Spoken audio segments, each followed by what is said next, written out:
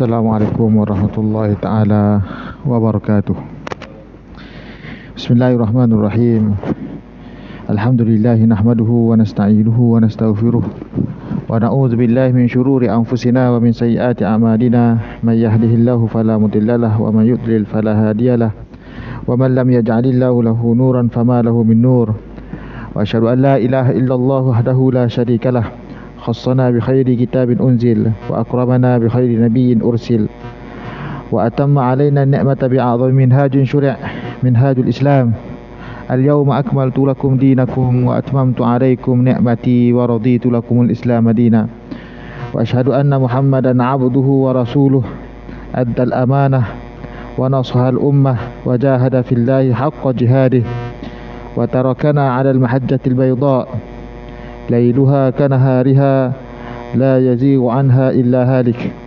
اللهم صل وسلم وبارك على هذا الرسول الكريم وعلى آله وأصحابته وأحينا اللهم على سنته واحشرنا في زمرته مع الذين أنعمت عليهم من النبيين والصديقين والشهداء والصالحين وحسن أولئك رفيقا. أما بعد. Alhamdulillah, kita bersyukur kepada Allah Subhanahu Wa Taala dengan rahmatnya kita dapat bersama-sama dalam majlis ilmu ini, kuliah maghrib kita ni. Mudah-mudahan dengan itulah kita juga mengharap daripada Allah Subhanahu Wa Taala memberikan kita rahmat, menurunkan kepada kita rahmat, mengampunikan dosa-dosa kita. Jadi insya-Allah pada hari ini kita sambung bacaan kitab, pengajian kitab Al-Azkar, itu zikir-zikir sepanjang hari yang dikarang oleh Al-Imam An-Nawawi rahimahullah. Kita telah pun sampai ke bab kitab solat, kitab tajuk solat, bab yang ke-10, insya-Allah. Pada hari ini kita akan sambung pada bab yang ke-10. Jadi lebih kurang kita dah habis berkenaan doa-doa di dalam sembahyang tu lah. Dan ada beberapa perkara lagi yang tinggal yang akan dijelaskan selepas ini, insya-Allah. Jadi bab yang ke-10. Qala al-musannif rahimahullah. Bab yang ke-10, zikir-zikir pada rakaat kedua. Rakaat pertama habis dah.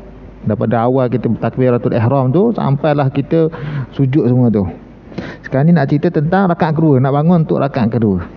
Jadi zikir-zikir pada rakaat kedua. Kami telah menjelaskan, itu kami maksudnya kami itu dalam mazhab Syafi'i lah. Bila sebut kami itu maksudnya di dalam mazhab. Kami telah menjelaskan pelbagai zikir dibaca pada rakaat pertama. Ada bermula daripada zikir takbiratul ihram.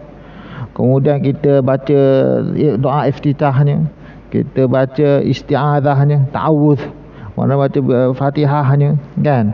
Kemudian kita baca amin.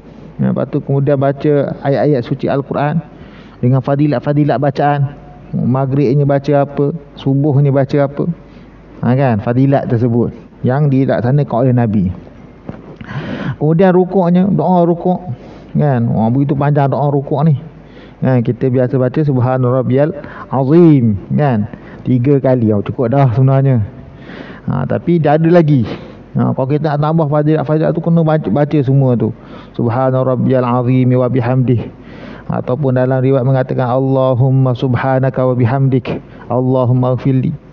Lagi ada lagi, kan. Allahumma laka raka'at wa bika amant wa laka aslamt, khasha'a laka sam'i wa basari wa mukhi wa asabi wa azmi wa mastaqallat qadamayya bihi lillahi rabbil alamin.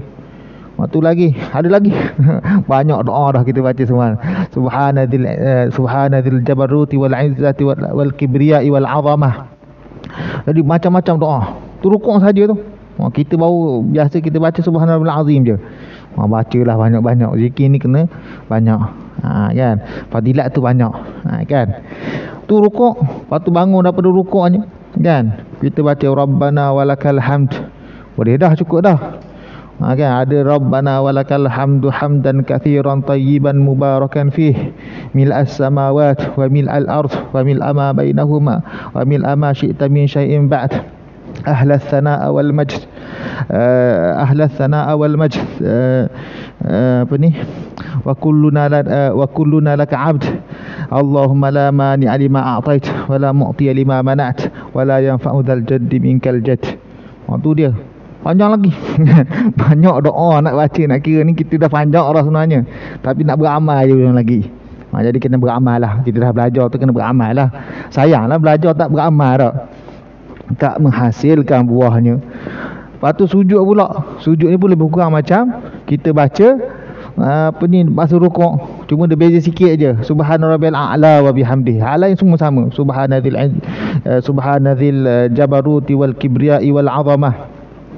Allahumma laka sajad wa bika amant wa laka aslamt. Sajada wajhiya lilladhi khalaqahu wa syaqqa sam'ahu wa basarahu bihaulihi wa quwwatihi fatabarakallahu ahsanul khaliqin. Allahumma subhanak wa bihamdik. Allahumma ighfirli. Banyak sangat nak baca doa ni, banyak sangat dah. Zikir tu banyak dah. Kena beramal je. Nak beramal suruh beramal je ni. Kan? Ni dah waktu kita nak beramal. Dan para ulama dulu, para salafus salih, mereka sentiasa beramal. Banyak keamalan kita. InsyaAllah ke akhirat nanti hak tu lah amalan kita. Kita akan tengok hak tu lah amalan kita. Sebab terbinanya syurga itu dengan zikir-zikir ini. Kita tak nampak sekarang ni. Kita dah sebut kelebihan-kelebihan zikir ni. Apabila kisah kita sebut awal-awal dulu kan, bila seorang sahabat ini semayang, Nabi sebut apa, sami Allahu, bangun daripada rukuk, sami Allahu liman hamidah. Maka orang belakang ada sebut, kat belakang Nabi sebut, Rabbana walakal hamdu hamdan kathiran tayyiban mubarakan fih. Habis semayang, Nabi kata, manil mutakallim, siapa cakap belakang tadi? Cakap yang doa tadi, Rabbana walakal hamdu hamdan kathiran tayyiban mubarakan fih.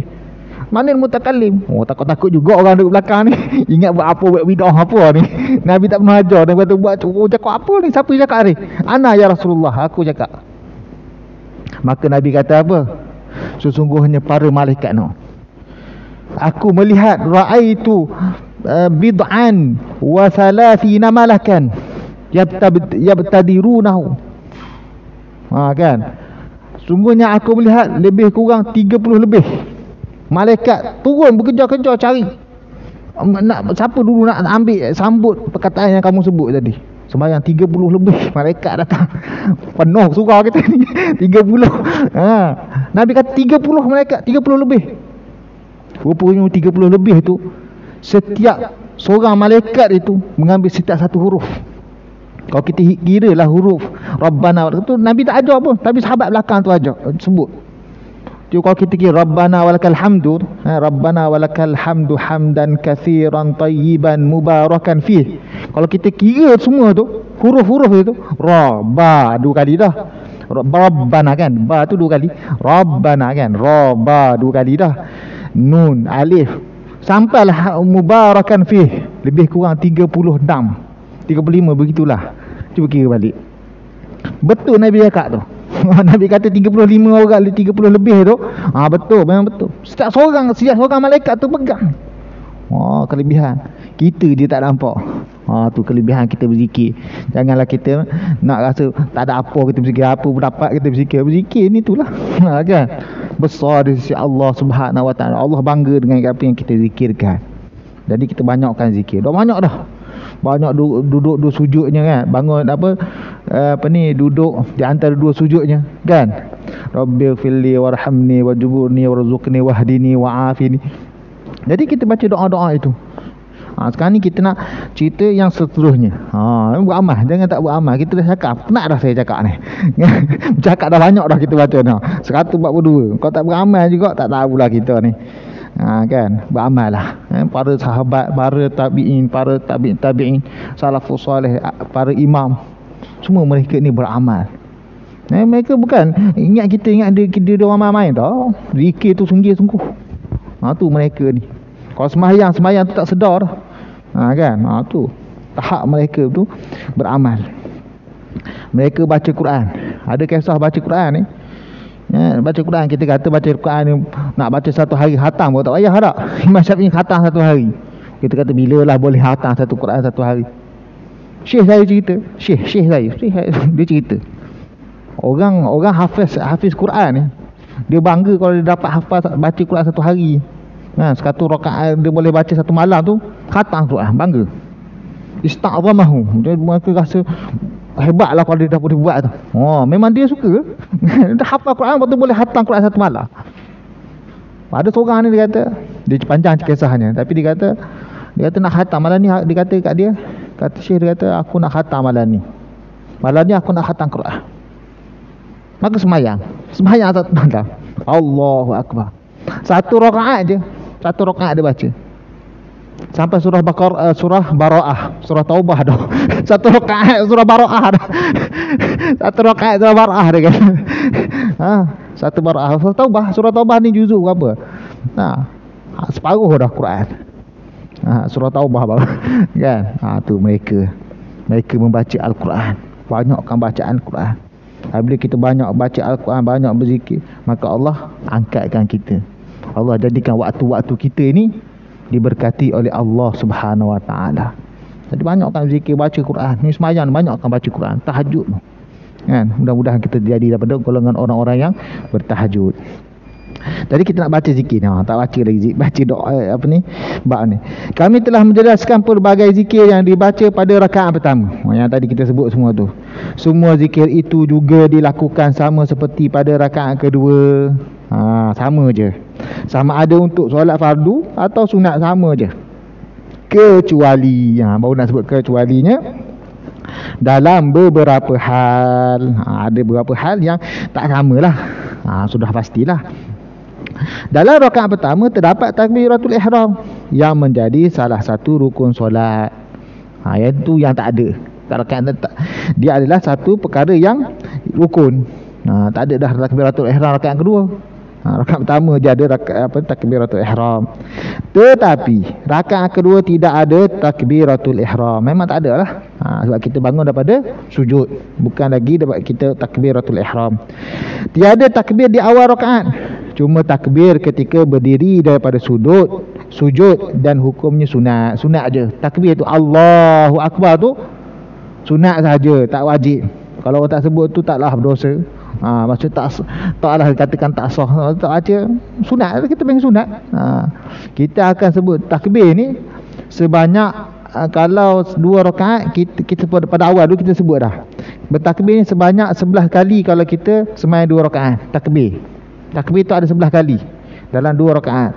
Kalau 3 rakaat ada 17 kali. Kalau 4 rakaat dia ada 22 kali. Tu dia takbir itu sendiri. Kita sebut pada awal kitab ini. Jadi itu dia. Bezanya tak ada takbiratul ihram. Kemudian tidak disyariatkan membaca doa iftitah pada rakaat kedua. Tak bacalah doa iftitahnya. Kita bangun dari sujud kita baca doa iftitah. Tak ada kata. Doa iftitah tu maksud membuka. Takkan nak buka balik kan. Tu maksud dia. Kemudian yang ketiga, tiada perbezaan pendapat dalam membaca ta'awuz pada rakaat pertama. Dalam rakaat pertama kita tak ada khilaf mengatakan disunatkan ketika itu. Maksudnya baca ta'awuz ni baca a'udzubillahi minasyaitanirrajim. Kita baca doa iftitah kan. Panjang doa iftitah ni kan. Habis tu kita baca a'udzubillahi minasyaitanirrajim. Bismillahirrahmanirrahim. Sebelum baca surah Fatihah kan. Ta'awuz tu. Jadi tak ada khilaf lah pada rakaat pertama, tak ada khilaf dari ulama mengatakan kena baca kat situ. Dia kata namun pada rakaat kedua, pada rakaat nak baca tak ta'awuz ni, pada rakaat kedua, tu dia. Ada perbezaan pendapat, ada khilaf. Nak baca ta'awuz ke, nak baca a'udzubillahi minasyaitanirrajim ke ataupun tidak, ada khilaf. Pendapat paling benar ialah membaca ta'awuz. Rakaat kedua dia bacalah juga ta'awuz. Paling benar. Yang rajih dari sisi Imam Nawawi mengatakan seeloknya baca ta'awuz. Kalau rakaat kedua pun baca ta'awuz, baca a'udzubillahi minasyaitanirrajim itu sendiri. Baca tak kuat dah, baca perlahan. Baca perlahan. Sebab kita sebut dah awal ni kan. Imam Syafi'i mengatakan baca ta'awuz itu disunatkan. Kena jahar. Kalau baca Fatihah tu secara jahar, secara kuat, maka kena baca ta'awuz tu kena baca kuat juga. Tu pendapat Imam Syafi'i. Dari dua pendapat Imam Syafi'i. Yang kedua mengatakan bahawa tak perlu. Maksudnya kalau jahar ke tak jahar ke, baca perlahan. Kan? Dia sunat je, ta'awuz dia sunat dia, bukan wajib. Tapi oleh itu dia kata paling benar ialah membaca ta'awuz. Rakaat kedua pun baca ta'awuz. Sebelum kita baca surah Fatihah itu, kita baca a'udzubillahi minasyaitanirrajim. Baguslah, sebab kita nak jauh daripada syaitan ni. Waktu kita sembahyang tu dia datang pada kita, kita baca awal-awal bab kita apa azan kan. Bila waktu azan je syaitan lari. Batu habis azan datang balik. Lepas tu iqamah qamat ada. Datang balik syaitan syaitan lari. Habis je qamat, syaitan datang balik. Datang kacau orang tengah sembahyang. Jadi kita bacalah auzubillahi minasyaitan, semua jauh daripada syaitan ni. Syaitan ni ingat waktu sembahyang je lah. Selain daripada waktu sembahyang tak ingat dah. Macam-macam boleh ingat waktu sembahyang ni. Memang dia tak suruh kita khusyuk, sebab kita kena khusyuk dalam sembahyang. Jadi bacalah. Oleh itu dia kata paling benar ialah membaca ta'awuz. Yang keseluruhannya pendapat paling kuat mengatakan bacaan Al-Quran pada rakaat kedua lebih pendek daripada rakaat pertama. Tu dia sunat je ni, kita cerita semua sunat-sunat ni. Kita sebut dah rukun-rukun. Yang sunat-sunat, maksudnya rakaat kedua mesti pendek sikit daripada rakaat pertama. Tu dia. Di sini ada perbezaan pendapat sebagaimana telah kami jelaskan sebelumnya. Kita dah cerita sebelum ni, masa cerita tentang ayat lazim surah Fatihah tu kan. Jadi kita dah sebut dah kan. Adakah kita nak mulakan contohnya ayat surah Baqarah, kita baca surah surah al-lazim ni biasanya kita baca qul ya al-kafirun. Rakaat pertama kita kena baca surah yang qul ya al-kafirun dululah, barulah rakaat kedua baca surah selepas itu, surah qul huwallahu ahad ke kan. Lepas tu kita sebut dah sebelum ni. Boleh tak kita dahulukan surah qul huwallahu ahad rakaat pertama, qul huwallahu ahad rakaat kedua qul a'udzu qul ya ayyuhal kafirun? Boleh, tapi tak elok. Dia kata seeloknya ikut turutan tu. Sunat je kita sebut sunat, tapi seafdal sebaik-baiknya ikut turutan Quran. Jangan ikut terbalik kan. Jadi kita dah sebut dah sebelum ni, kita sepanjang dah cerita kita tentang perkara tersebut. Okey, itu bab yang ke-10. Bab yang ke-11. Bab ke-11 ni dia dia banyak pro kontra ni. Bab yang ke-11. Doa kunut ketika solat subuh. Ni masalah ni. Kan? Membaca doa kunut ketika solat subuh ialah sunat. Solat subuh, doa kunut ni sunat je. Dia bukan rukun, dia sunat. Kerana terdapat hadis sahih mengenainya. Sunat tu apa? Ada hadis sahih mengatakan sunat dilakukan. Oleh itu mazhab Syafi'i guna ni solat subuh baca kunut ni ada. Mazhab yang menggunakan solat yang menjadikan ia adalah sunat daripada solat subuh itu mazhab Syafi'i dengan mazhab Maliki. Mazhab Hambali dengan mazhab Hanafi kata tak ada. Mereka semua menggunakan hadis-hadis. Nanti kita kata hadis yang paling sahih sekali adalah berkenaan dengan kunut ni. Ada. Jadi hadis yang digunakan ni yang disebut ni. Ini yang jelas mengatakan bahawa hadis tu ada. Kunut tu ada. Anas radhiyallahu anhu berkata, hadis yang berkenaan dengan hadis yang sahih berkenaan dengan adanya solat kunut. Anas radhiyallahu anhu berkata, Rasulullah sallallahu alaihi wasallam selalu membaca kunut subuh. Nabi selalu baca sehingga baginda meninggal dunia. Maksud Nabi suruh sampai ke meninggal dunia. Disampaikan oleh, maksud dikeluarkan hadis ini oleh siapa? Hakim Abu Abdillah dalam kitab Ar-Arba'in dengan ulasan hadis ini dinilai sahih. Alhamdulillah hadis itu sahih. Tak ada lah orang kata bid'ah ke, tak ada. So apa dia ada yang macam mazhab Hambali, mazhab mazhab Hanafi, mereka kata bid'ah. Jadi kita bid'ah tu bukan bid'ah keluar dari Islam, sesat. Ni dipanggil bid'ah yang dikatakan khilaf di antara para ulama. Dia khilaf, dia kata bid'ah lah orang lain. Tentu tu maksud dia. Bukan bid'ah sesat tu masuk neraka ni. Kullu bid'atin dhalalah ni. Setiap yang bid'ah itu adalah sesat dan setiap yang sesat itu neraka. Bukan hak tu. Ni bukan sesat. Ni khilaf. Bid'ah dalam khilaf. Kena faham juga ni masalah juga orang zaman kan tak faham. Masuk orang sebut bid'ah, lepas tu semua bid'ah. Hadis Nabi kata kullu bid'atin dhalalah, dia kata. Setiap yang baru itu sesat. Semualah, mana ada kecuali. Berat juga tu. Kan, kena belajar bahasa Arab. Kita nak faham hadis ni, nak Quran sunnah ni. Semua kena belajar bahasa Arab. Nanti saya tegangkan perkara tersebut. Nak habiskan perkataan doa kunut ni macam mana. Menurut mazhab kami, mazhab Syafi'i, kunut subuh disyariatkan. Maksudnya kena buatlah. Dan hukumnya sunat muakkadah, sunnatun muakkadatun. Sunat muakkad.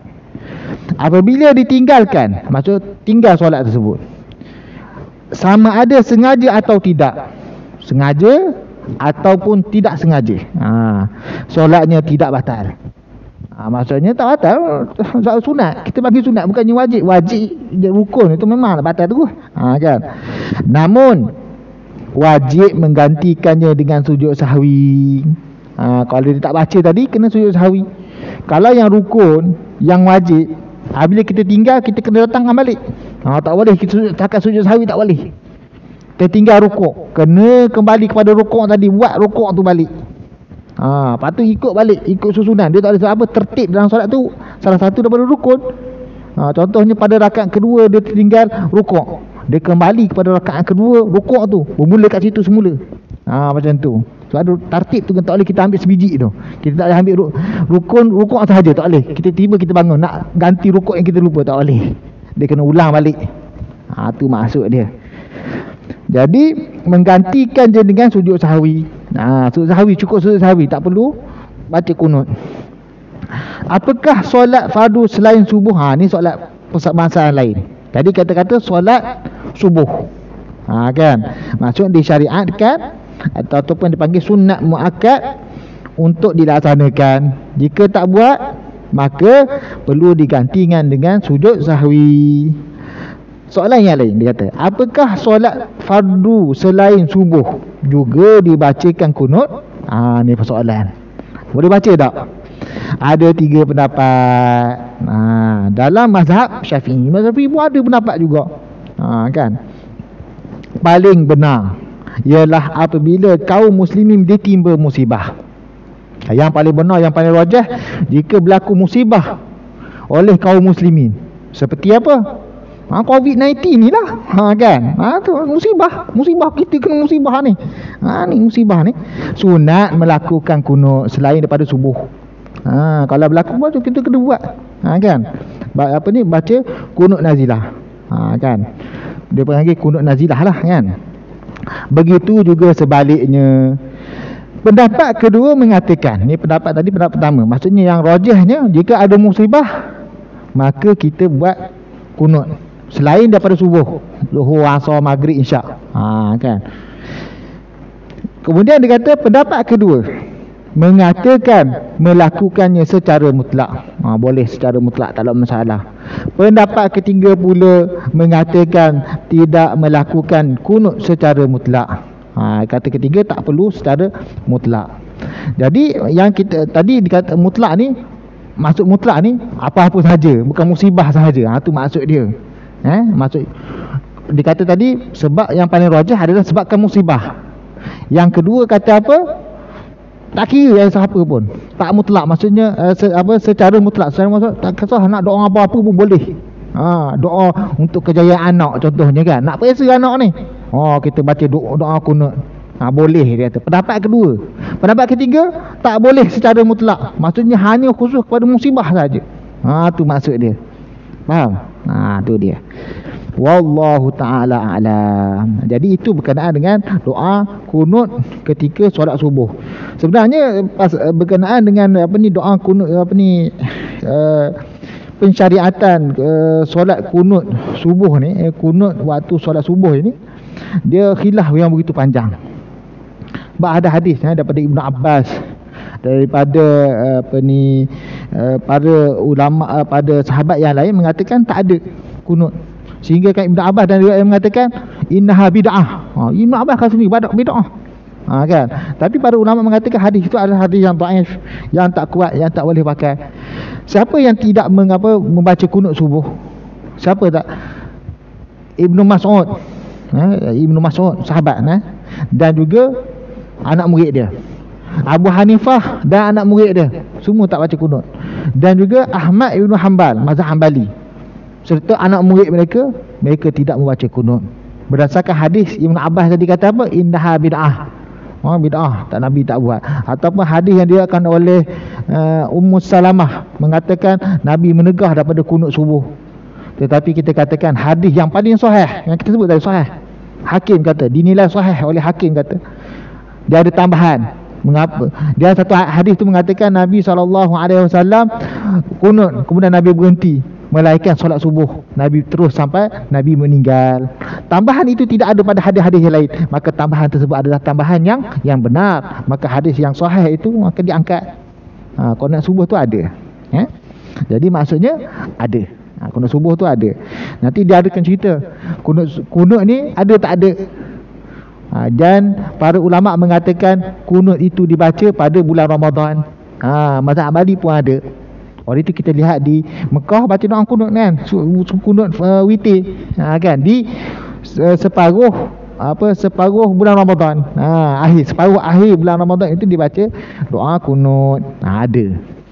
Okey. Jadi itu berkenaan kunut panjang. Saya tak nak cerita tu. Saya nak cerita tentang mazhab kita ni.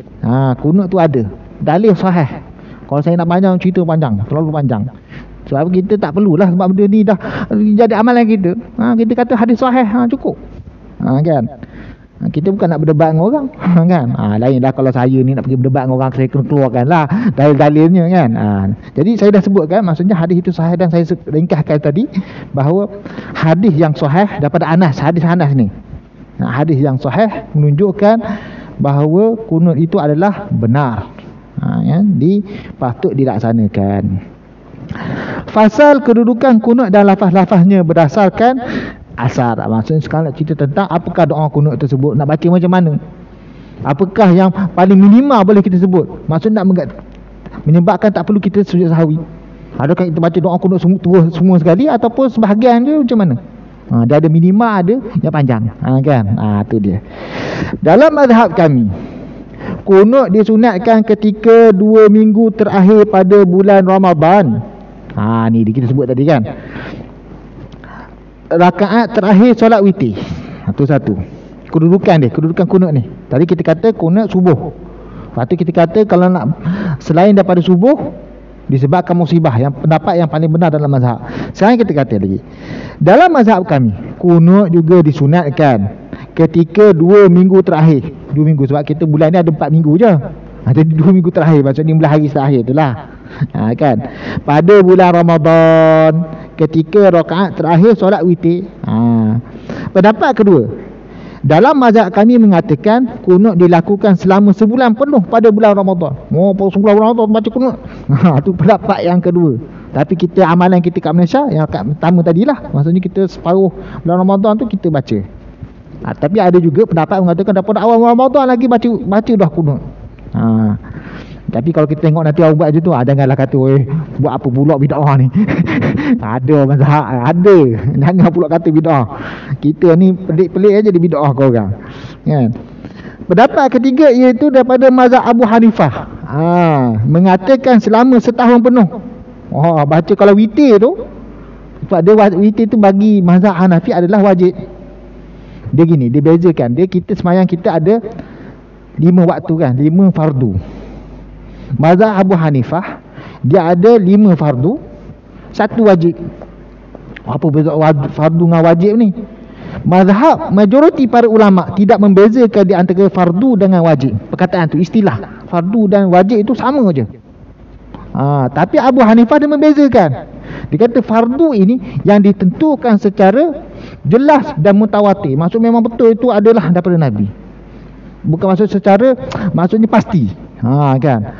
Adapun yang dikatakan wajib itu perintah yang dijelaskan secara zonni. Sebab apa? Nabi tak pernah tinggal solat witir. Oleh itu dia kata wajib. Orang tu kena sembahyang witir. Oleh itu dia kata selama setahun penuh memang kena baca. Sebab dia kena wajib bagi di mereka ini witir. Witir maka kena bacalah kunut. Oleh itu sepanjang tahun. Kami memilih pendapat pertama dalam mazhab kami. Pendapat pertama yang kita katakan tadi. Tu dia, maksudnya 2 minggu yang terakhir bulan Ramadan. Dalam mazhab kami, kunut subuh dilakukan selepas bangun daripada rukuk. Ni masalah lain pula. Tadi waktu. solat subuh, yang pastinya solat subuh. Kemudian jika waktu-waktu lain pun boleh. Dan diperintahkan, disunatkan juga pada bulan Ramadan. Kita dah cerita. Sekarang ni waktu bila kita nak baca tu dalam sembahyang? Tu dia. Dalam mazhab kami, kunut subuh dilakukan selepas bangun daripada rukuk pada rakaat terakhir. Sembahyang subuh tu ada 2 rakaat. Rakaat terakhir itulah. Kan? Ataupun sembahyang lain. Rakaat terakhir. Selepas apa? Bangun daripada rukuk, bangun. Tu mazhab Syafi'i. Okey. Para ulama kami mengatakan, Imam Malik ni tertinggal. Imam Malik rahimahullah mengatakan kunut dilakukan sebelum rukuk. Sebelum dia nak rukuk tu, habis baca surah ayat Al-Azim ke, baca ayat Quran lepas tu kan, dia baca kunut kat situ dulu sebelum nak rukuk. Mazhab Syafi'i kata apa? Selepas rukuk. Itulah yang paling sahih. Sebab kebanyakan hadis Nabi melakukan selepas rukuk. Oleh itu kita ikut mazhab Syafi'i. Memang lebih tepat, bagus. Mazhab Syafi'i lebih tepat. Mazhab Maliki dia ada justifikasi dia, saya tak nak sebut lah. Tapi tak kuat. Itu saya tak kuat. Yang kuatnya adalah mazhab Syafi'i. Sebab apa? Nabi melakukan selepas rukuk. Dan jelas, hadis tersebut jelas. Apabila para ulama kami mengatakan, apabila seseorang bermazhab Syafi'i melakukan kunut sebelum rukuk, sebab kita kata kena buat selepas rukuk. Tapi sekarang ni berlakunya apa dia? Dia baca doa kunut tu sebelum rukuk. Tu dia. Kunutnya tidak diambil kira. Tak terkira. Maksud tak kira kunut. Kalau dia tak buat lepas rukuk ni, kira kena sujud sahwi lah dia. Tu maksud dia. Tak diambil kira. Tak kira. Kalau dia baca kunut, tak kira. Menurut pendapat yang paling benar, pendapat yang mana maksudnya khilaf lah perkara ni. Ada kata boleh, ada kata tak dikira, tapi yang paling benar tak dikira. Ada juga pendapat dalam mazhab kami yang mengatakan kunutnya diambil kira. Sebab banyak pendapat. Dia kata boleh juga. Kalau dia terbuat sebelum sebelum rukuk pun dikira juga. Tu dia. Namun yang benar ialah mengulangi kunutnya dan melakukan sujud sahwi di akhir solat. Kalau dia buat sebelum rukuk, kena sujud sahwi lah. Sebab itu pendapat yang paling benar. Pendapat lain mengatakan tidak perlu sujud sahwi. Ada kata tak perlu. Sebab apa? Sebab dia kata tak apa, tak kisah. Kalau buat sebelum rukuk pun boleh juga dikira, diambil kira. Lafaz kunut pula, ni sekarang ni masalah lafaz pula. Lafaz kunut pula dipilih di antara salah satu riwayat-riwayat berikut. Tadi berkenaan sebelum dan selepas. Mazhab Maliki, kalau kita pergi mazhab Maliki ni di mana? Di Morocco, di Algeria, di Tunis, di Libya. Kat situ kawasan-kawasan mazhab Maliki. Atau di Mauritania satu lagi. Di mazhab Maliki. Mereka kalau kita semayang subuh tu, memang mereka akan baca apa? Habis baca, imam habis baca baca Quran, lepas tu dia senyap. Kan jangan terpinggir-pinggir pula, apa pula senyap ni.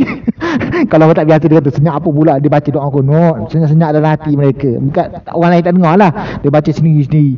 Lepas tu kan lama sikit tu kan, barulah dia rukuk, Allahu Akbar. Kan. Jangan pula pergi Morocco tengok buat apa dia senyap ni, imam lupa ke apa. Kan. Kita ingat dia. Ya.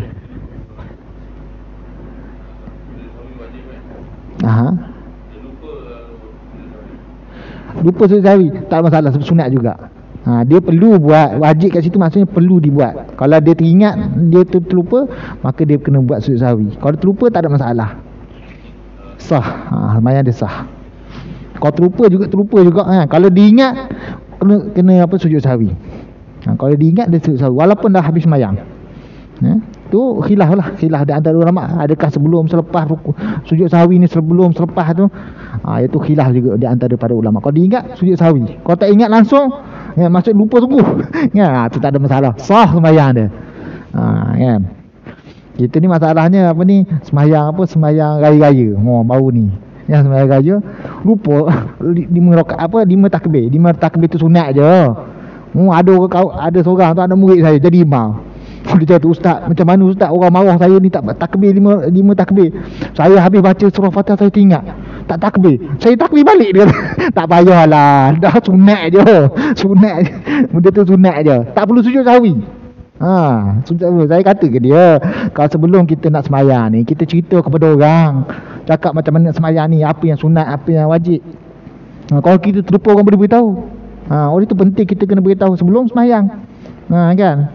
Kita lupa setahun 2 kali semayang. Mana nak ingat ya? Kan? Nak pula jadi imam. Oh, gabrahnya ada. Lagilah habis semua. Kan? Itu biasa. Saya pun pernah terlupa. Rakaat kedua, rakaat pertama dah meluk dah 7. Rakaat kedua tak baca. Allah teringat entah apa, kita lah kita tahu. Saya pun dah cakap, kata saya beritahu, kata sunat je, tak perlu ganti-ganti, tak perlu sujud sahwi. Orang pun faham, tak adalah lepas tu berkisah nak bising-bising. Kalau tak tahu ni, tak beritahu, wah habis satu masjid tu. Soh sembahyang kita ni, soh. Soh kita kata. Dia ni masalah. Ya, tu masalah. Takbir 5 dengan takbir 7 hari raya tu. Okey, sekarang ni apa dia? Lafaz dia. Dia banyak dia riwayat dia ada 2 lafaz. Apa yang kami riwayatkan dalam hadis sahih, dalam Sunan Abu Daud, Sunan Tirmizi, Sunan Nasa'i, Sunan Ibnu Majah, Sunan Al-Baihaqi, dan selain mereka dengan sanad yang sahih daripada Hasan bin Ali radhiyallahu anhuma yang berkata, Rasulullah sallallahu alaihi wasallam mengajar beberapa kalimah kepadaku yang aku baca ketika solat witir. Nabi ajar ketika doa, ketika solat witir baca doa kunut tu. Apa dia? Allahumma hdini fi man hadait, wa afini fi man afait, wa tawallani fi man tawallait, wa barik li fi ma a'tait, wa qini syarra ma qadait, fa innaka taqdi wa la yuqda alaik, innahu la yadhillu man walait, tabarakta rabbana wa ta'alait. Jadi itu doa doa kunut. Doa kunut lah. Saya baca terjemahan dia. Ya Allah, berikanlah aku petunjuk di antara orang-orang yang kau beri petunjuk. Allahumma hdini fi man hadait, wa afini fi man afait. Berilah kesejahteraan kepadaku di antara orang-orang engkau beri kesejahteraan. Saya habiskan terjemahan, kita berhenti. Tolongkan aku di antara orang-orang yang kau beri pertolongan. Berkatilah pada apa yang engkau berikan kepadaku, dan peliharalah aku daripada keburukan yang engkau putuskan, kerana sesungguhnya engkau memutus dan tidak diputuskan atasmu. Tidak akan hina siapa sahaja yang engkau tolong. Maha suci engkau, wahai Tuhan kami, lagi maha tinggi. Imam Tirmizi mengatakan hadis ini dinilai hasan. Kami tidak tahu daripada Nabi SAW mengenai doa kunut yang lebih baik daripada doa ini. Ni kata Imam Tirmizi. Jadi insya-Allah kita sambung berkenaan doa kunut ini pada masa akan datang. Ini dah doa kunutnya. Nanti ada penambahan yang kita baca tu kan. Itu nanti kita akan sambung kat sini. Wallahu taala alam. Aku qauli hadza wa astaghfirullahal azim li wa lakum. Wassalamualaikum warahmatullahi taala wabarakatuh.